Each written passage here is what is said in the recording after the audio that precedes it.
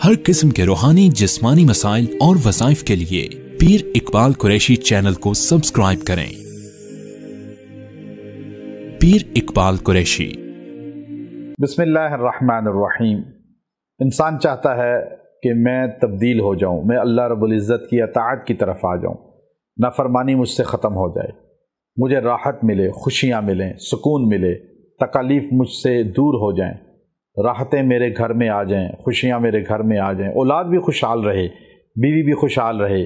خاندان بھی خوشحال رہے، بہن بھائی بھی خوشحال رہیں۔ اب یہ چاہت انسان کی ہوتی ہے، اور یاد رکھیں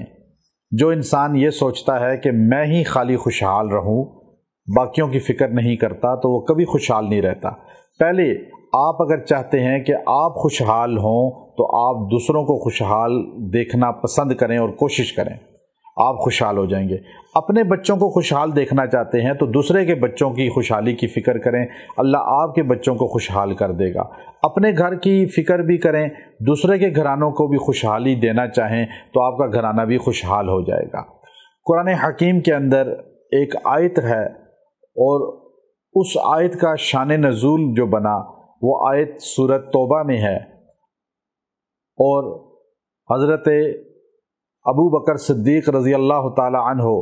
جب حضور اقدس صلی اللہ علیہ وسلم کو غار ثور کی طرف اٹھا کر لے کر گئے، اور وہاں کافروں نے غار کے اوپر آ کر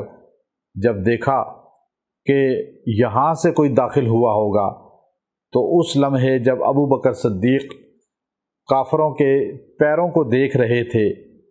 اور کافر ان کے غار کے دہانے پہ کھڑے تھے، تو اللہ نے اپنے نبی محمد صلی اللہ علیہ وسلم کے یار غار، خلیفہ بلا فصل، خیر الخلائق بعد الانبیاء، جانشین پیغمبر، سسر نبی حضرت ابو بکر صدیق رضی اللہ تعالی عنہ کو ان الفاظ کے ساتھ تسلی دی، لا تحزن ان اللہ معنا، غم نہ کریں، اللہ ہمارے ساتھ ہے۔ چونکہ جب آپ یہ جملہ پڑھیں تو آپ ساتھ دوسرے کا بھی تصور کریں، چونکہ اللہ نے حضور پر یہ آیت اتاری، حضور نے ابو بکر سے کہا ابو بکر پریشان نہ ہو، اللہ میرے نہیں ہم دونوں کے ساتھ ہے، معنا ابو بکر کے ساتھ بھی ہے، حضور کے ساتھ بھی ہے۔ تو جو انسان اس جملے کو پڑھے گا، پریشانی نہ کرو، اللہ ہمارے ساتھ ہے، گویا کہ اپنے لیے نہیں سب کے لیے سوچیں، خاوند ہے تو بیوی کے لیے بھی سوچیں، بیوی ہے تو خاوند کے لیے بھی سوچیں، بچوں کے لیے بھی سوچیں، تو اللہ